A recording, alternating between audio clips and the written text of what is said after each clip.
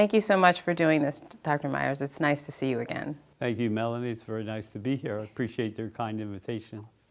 So we're just doing this for the American Head and Neck Society. We want to talk about your history. You're the founding member of the academic department of otolaryngology and head and neck surgery at University of Pittsburgh, and we'd just like to find out your perspective on your career, your illustrious career, and how it got started as well. I first just want to talk to you about why you decided to go into otolaryngology and then into head and neck surgery. What was what inspired you to go into otolaryngology? I guess one of the major inducements for that was my dad. My dad was one of the early pioneers in middle ear surgery. He had studied during the 30s in New York with Dr. Lempert and met some of the outstanding ear surgeons, including one, Dr. Sam Rosen. And then later on in the 50s, Dr. Rosen invented the Stapes mobilization procedure, and he went around the country talking to the people who he had met at the Lempert course in New York to try to deliver the idea of restoring hearing in patients with otosclerosis.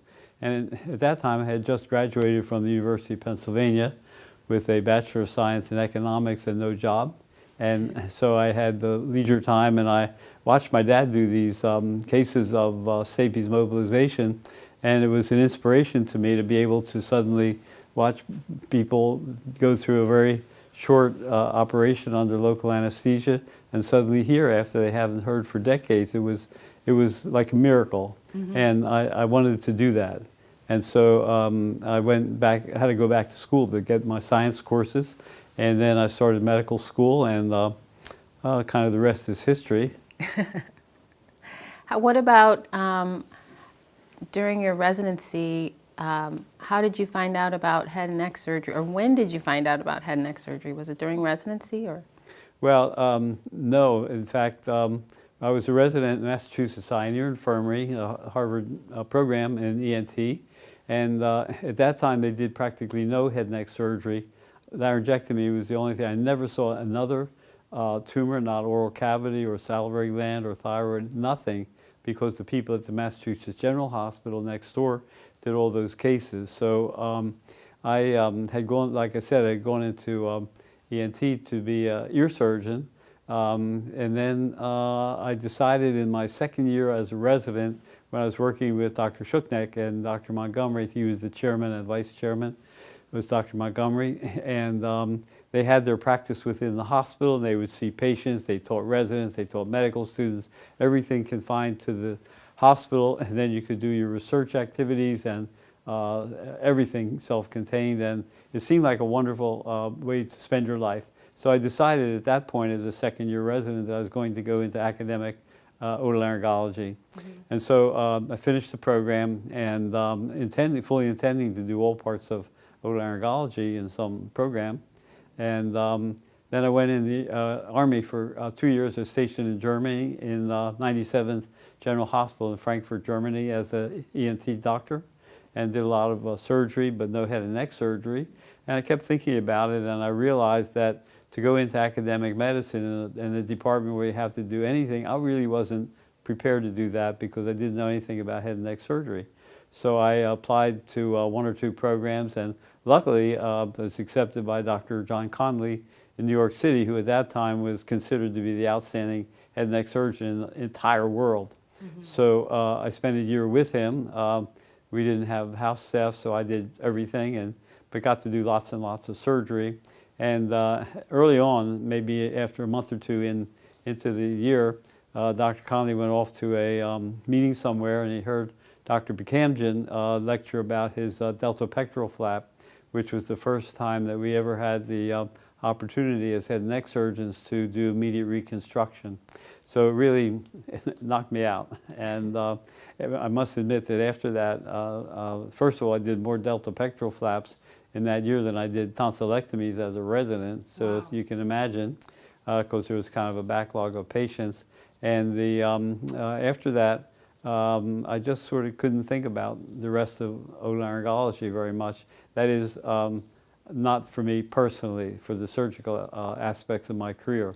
And then after that, my wife reminded me towards the end of that year that I had to get a job because I had a wife and 2 kids, and that I should eventually finally get a job. So by that time, the few academic jobs around were already taken. So I went back to Philadelphia, and I went into private practice with my dad, who was, mentioned, he was chairman at Temple at that time, or had just been chairman before for about a decade.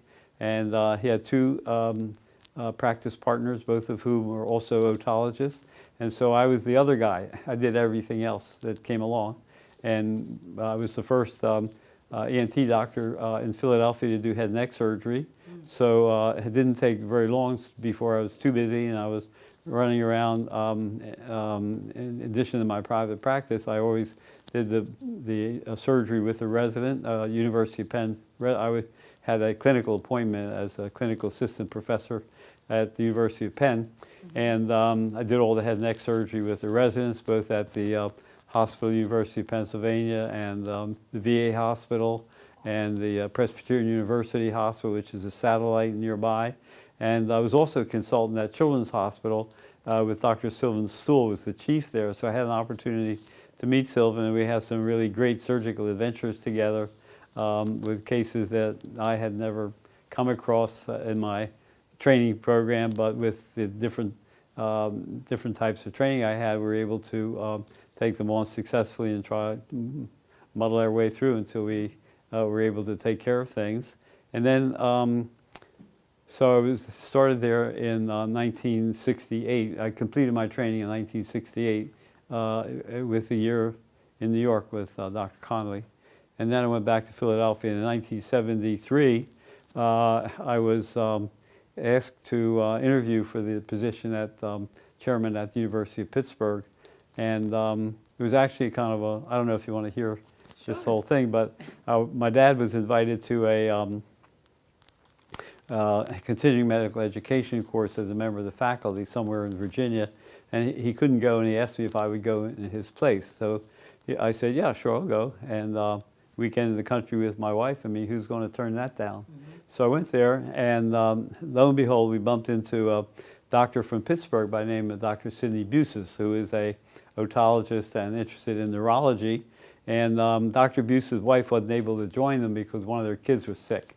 So we sort of hung out together for the 3 days of the meeting, and I listened to his lectures, and he listened to my lectures, all of which were head and neck and flaps and things like that. So at the end of the time when we were saying goodbye, he said, how would you like to be chairman at the University of Pittsburgh? So I said, well, I don't know anything about Pittsburgh, and I certainly don't know anything about the university or the department. So he said, well, we've been looking for a chairman for quite a while, and with the type of work that you're doing and so forth, you'd be an ideal person for that. He said, I'm going to talk to the dean when I get back and give you a call and see where that goes. So I said, okay, happy to do that, goodbye. All the time thinking, well, this is blowing a little smoke. And sure enough, 2 days later, I get a call from the dean. Oh, Dr. Myers, this is the Dean Medeiros, and we heard about you from Dr. Busis, and we're very interested in would you come out for an interview. So I did, and I really fell in love with it. I didn't fall in love with Pittsburgh because it was still kind of smoky and it smelled bad and a pretty shabby looking place, but I did fall in love with the elements that were present to make a really great department. For instance, we had the AHNS Hospital of Pittsburgh, which was physically attached to the Presbyterian University Hospital. It was the same type of arrangement we had when I was a resident with Mass Eye and Ear and Mass General. So you could do your own work, but you could also be with your colleagues for interaction and collaboration on different types of multidisciplinary activities. So that was very appealing, whereas in the eye and ear hospital, you could do as you choose. So we set up a head and neck program in the eye and ear, and the other elements that were present that were extremely important in my decision making was the presence right on the same general area of the Children's Hospital, and just up the hill was the VA hospital. So if you had elements like that, the specialty hospital, the general hospital, Children's Hospital, the VA hospital, it's golden. So they did offer me the job, and I did accept it. And I did drag my wife kicking and screaming from Philadelphia to Pittsburgh, but she eventually got to like it, and our kids loved it, and they went to school here and graduated, and have wonderful, fond feelings, and love to come back to Pittsburgh. And so in the meantime, the department over the years grew and developed in subspecialty areas. We were able to recruit some very good people thanks to very good support from the Ioneer Hospital and the university, and also a private grant from the Mellon Foundation through the auspices of Dr. Joseph Novak, who is an ophthalmologist who was very friendly with the Mellon family. So without that, I don't know what exactly we would have done, but it was a huge help and a great step forward. And so that's how everything got started off. So Dr. Myers, did you have an academic mentor early in your career? Someone who guided you through becoming an academic surgeon? No, not really. We had my chief, Dr. Shuknek, he was the leading middle ear surgeon in the world by then, and he was very much involved in research in histopathology of the temporal bone. And I started out with him under his direct guidance, doing research in temporal bone histopathology. My first 20 papers that I published were all, believe it or not, all about temporal bone histopathology, not about head and neck surgery, because I didn't know anything about head and neck surgery at that time. Then Bill Montgomery, who was the associate chief at Mass Ioneer, was a wonderful man. He'd been a doctor in the Marines during the Korean War, and he was a special kind of a guy, as you can imagine. And he was always very friendly with the residents. He was very helpful in a lot of different ways.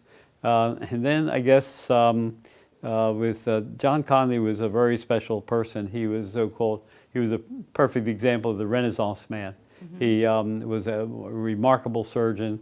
He was a wonderful musician. He played the recorder in Baroque groups, and he was a very good artist and also a poet, and published privately at least a dozen volumes of poetry. So he could do it all. And he was wonderful. I learned from him not only the basics of surgical technique in head and neck surgery, but also how to take care of patients and how to create an image. You know, John Conley, the initial John Conley, or JC. And so when John Conley walked up to a patient and strode into a ward, you felt like you were in the presence of JC. That's right. And so while I wasn't tall and handsome like Dr. Conley or looked like JC, I got the idea, and I felt like, of course, I developed my own style, but I realized how important your style was and how your relationship, not only with the patients, but the people around you, how important that was. I know everybody's name, from the janitor to the dean. Right. It's part of it, and so I try to teach my residents and fellows the same thing, and to be good to people. And so, but I learned an awful lot from Dr. Conley about that. And we used to have these long chats, going from hospital to hospital, where we worked in different places, going in the car and chatting about these things and different experiences that he had. So it was a very extremely illuminating, a very important aspect in building my own career, my own character. So when you got here, what was the field of head and neck surgery like, and how has it changed? I know it's a lot different now. Well, actually, the UPMC didn't exist then, and so there was a loose confederation of hospitals, the same suspects, but not in a medical center, so to speak. And so we were loosely bound to one another and to the medical school by contracts which are easily broken. They weren't, but they could have been. And so it was very interesting that there was no head and neck surgery being done in this so-called medical center. There had been a group of plastic surgeons who had been there doing this for a while, but they had moved over to a different hospital. So there was a kind of a void that needed to be filled, and lo and behold, here we were to fill it. Right. And there's a very rich catchment area around Pittsburgh. There's said to be somewhere around 6 million people in the tri-state area that's a lot of head and neck cancer lurking in those areas, and so that we were able to build up very good relationships with the doctors in those areas, the ENT doctors practicing out there. And I had a habit of, a good habit that I picked up with Dr. Conley while I was operating on Dr. Conley's patients. He was calling the referring doctors to thank them for referring them. And so what I adapted the same habit, and so when I would see my patients on a Monday, after dictating my charts, I would write down the name of the referring doctor and their telephone number, and then in between cases I would call them. That's what I did. And so instead of sitting around the staff lounge drinking coffee, that's what I did. And so we were able to build up a very good relationship with the doctors, and after a while it became known for doing certain types of surgery, like parotid surgery, which nobody else wanted to do. So we ended up with all those patients, and conservation surgery of the larynx, which is still being done then. But of course, this is way before the time of robotic surgery and that sort of thing, way before the wave of HPV-induced tumors. So it was back in the kind of the days of the Wild West, where many of the patients were very heavy smokers and drinkers, alcoholics, and very colorful group of patients, and wonderful to take care of. And so we made our own head and neck unit, and one time we had one of the floors when the AHNS Hospital disappeared, so to speak. We had a floor of Montefiore Hospital, which is the general hospital next door, and we had 24-bed head and neck units. So we had a lot of patients to look after, and the patients were very heavily operated on. And in the beginning, I did my own reconstruction with delta pectoral flaps, because that's what we had. We didn't have free flaps. That came on back then in the 80s. Fortunately, one of the plastic surgeons, by that time they had developed a full-time academic plastic surgical department, and they had a young doctor, Bill Swartz, who had been trained in that type of free flap surgery, and he came on and worked with us, and we were flapping all the time. And then by a certain point, they had 5 plastic surgeons, full-time surgeons, who were capable of doing head and neck reconstruction with free flaps. So it was very wonderful. And in the meantime, we made very good relationships with our neurosurgical colleagues. And when I did the first craniofacial resection for cancer in 1975, we did so with the neurosurgeons. And then we recruited Dr. Victor Schramm, who is a very well-trained head and neck surgeon out of WashU in St. Louis. And he picked up the craniofacial surgery from me, and he teamed up with Dr. Lalligam Shaker, and the two of them did hundreds and hundreds of cranial-based surgeries every year, external, because that's what we had. And then that's developed now into our cranial-based center. They just did their 3,000th endoscopic endonasal resection of tumors. So you can imagine where that's going on with patients from all over the world. And then we brought in other people, such as Dr. Charles Bluestone, and he was the one who set up our Otitis Media Research Center, which was very generously funded by the NIH for $1 million a year over a 10-year period, and to try to analyze the elements that went into middle ear effusion, which, as you know, leads to the insertion of tubes, which is the most frequently done operation in our country. So he made some very good contributions there. So those were some of the things that happened along the way. So how did you, I guess you're talking about how you brought in all these experts to work with, and then they cultivated their own sections of the department. Is that how the department got to be so large from the time you started? How did it grow so much? Well, that's a really good question. First of all, the doctors weren't all experts when they started. They had the qualifications to be experts. Most of them were young doctors, so fairly recently out of their training and or service time. Most of us went into the service at that time for a couple of years, and but they were brought in because they had the necessary training and background to be able to do, and the desire to do this sort of work and to succeed. And so they were very, very well motivated, and they did their work, and they by and large did succeed. Then Dr. Bluestone had already, it was a bit of an exception, and then Dr. Stuhl later on, because they had already developed their own very good reputation in the then embryonic field of pediatric ENT. It didn't really exist then. And so, so how did it grow? Well, it grew because, like I say, we were in a catchment area with 6 million people, it's a lot of people, and there were no other medical schools or departments anywhere nearby, and so that when patients came in, they had to be looked after, kids with airway problems, people with head and neck problems, airway problems again. We had a very big department of otology. We did cochlear implants and whatever was new and different in the field. And so the department grew mainly based on, in the beginning, mainly based on patients' needs. And so the more and more patients we had, you could only take care of so many patients. So it required somebody else, another person. And then, for instance, we recruited Clark Rosen because to head up a voice center, Department of Laryngology.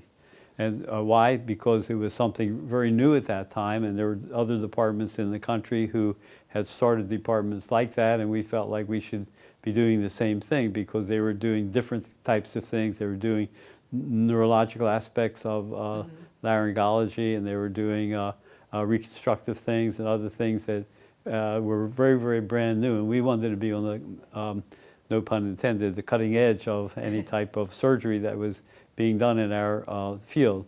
And we've just added a new one very recently of sleep surgery. And so whatever is going on that makes sense for us in the field, we do it. And for instance, in laryngology is a very good example of how did it grow. So Clark Rosen came, and pretty soon, in a couple of years, he was too busy. And so then we recruited Libby Smith, who as well took a fellowship with him, and then she got too busy, and we recruited Vivi Young, and so that's how it went along. And incidentally, along the line in each of the subspecialty departments, not only did we pay attention to the healthcare needs of the patients, but we also were focused on training. And so when we had a high enough volume of patients to do so, we started fellowships. We didn't want to start fellowships until we were certain that the residents would have a full experience, have enough patient interaction to have a full experience with their training. But then once there was enough of training and surgical experience to go around, then we started fellowships, and now we have fellowships in the 6 different subspecialty areas of otolaryngology. What would you say is your biggest contribution to the field of head and neck oncologic surgery? Well, I have to think about that for a moment. Because you have so many. Thank you. You're very flattering. I appreciate that. I would say the training and education of residents, fellows, medical students, and in large part training of international doctors. We have had a very large number of people from all over the world.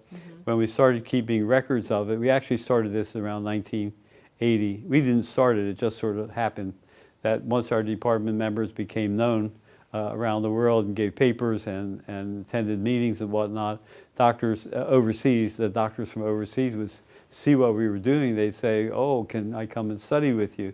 So the next thing you know, we had people from all over the world. And when we started keeping records of this in 1990, from 1990 till recently, we had more than 1,000 doctors from overseas who came on anywhere from 2 weeks to 2 years.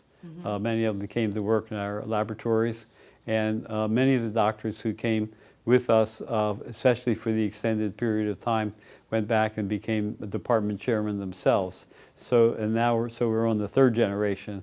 And we taught the doctors, they taught their doctors, they became chairman, and they have their own following of people. So I think that education, and particularly focused on international education, is I guess my biggest contribution. I've been the surgical innovator in developing new techniques and embellishing old ones, and I guess that's a secondary thing. But I guess the thing that I'm proudest of is the educational activities. We've trained during on my watch about 150 residents, and don't know how many fellows, and more than 1,000 international people. So, but it's been a lot of fun. You meet a lot of very nice people that way, and you feel a tremendous sense of satisfaction and gratification when your own people are out there. We have God knows how many people in academic medicine who are professors or assistant or associate professors. We have somewhere around 25 chairmen that trained with us at some point in their career before they became chairmen, so we feel a certain degree responsible for that. So that's also really very, very nice. Well, I thank you as one of your former residents for my training and the opportunity that you gave me just to allow me to come here. I just want to finally just ask you about what you think about the future of head and neck surgery. What do you think are the important things that will happen next, or where do you think head and neck surgery is going? Well, I think that I really firmly believe, lest anybody be afraid of otherwise, I believe head and neck surgery will always be with us. We've been, as long as I've been involved, we've always been searching for the magic bullet, you know, the chemo that's going to cure everything without surgery. But it hasn't happened. The area of personalized medicine has come along.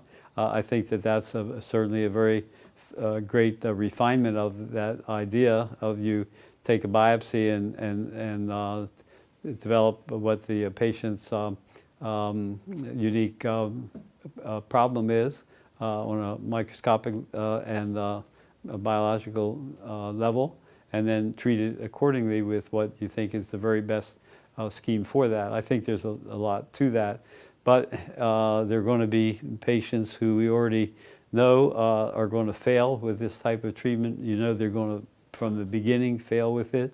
So there's always going to be a need for surgery, like people with advanced cancer of the larynx. We know that the non-surgical treatment is not helpful, and so that I believe that head and neck surgery will always be with us. I think that that in the future, one of the other areas that will help us to focus on improvements in treatment of head and neck cancer is the wonderful interaction that we have between the head and neck surgeons and industry, the instrument industry. And if it wasn't for companies like Storz and Stryker and companies like that who've worked with the surgeons to perfect all different types of instruments that we use on a day-to-day basis, we'd still be back in the old days when I started, and when you looked inside of a nose, you couldn't see anything. And so now the fact that they developed endoscopes to do that, it allows you not only to examine, but also to treat endoscopically without making a lot of incisions on the face, and to do the type of work that Carl Snyderman's doing with removing tumors the size of a baseball through the nose. Imagine that. Right. And so that their incredible interaction. The industry doesn't get enough credit for working along with the surgeons to be able to do this sort of thing. So I think in the future, the combination of improvements in surgery, robotic surgery, certainly with us now, and I think that that will be embellished and improved. There'll always be modifications and improvements you can make in the instrumentation, and there'll be other fields to conquer, just like 10 years ago, we didn't know anything about sleep surgery, and now it's something that's going to be in every department, and that the people, patients who have these problems will benefit tremendously by the fact that it's developed, and it will go on. So 10 years ago, or 20 years ago, or 30 years ago, when I first started the department, and people asked me that question, I said, well, I don't really know. I hope it doesn't stay the same as it is now. It seems kind of primitive in certain ways, but things came along and happened and developed, and I think it's a much better, much nicer, much more gratifying field to be in, and I feel proud to have been in it and feel gratified by my career, the fact that I cured a lot of patients with head and neck cancer, and And so it's been, and established the department here at the University of Pittsburgh. So I feel real good about it. Well, that's wonderful. Thank you so much for talking to me today, Chuck Pleasure. Myers. Thank you.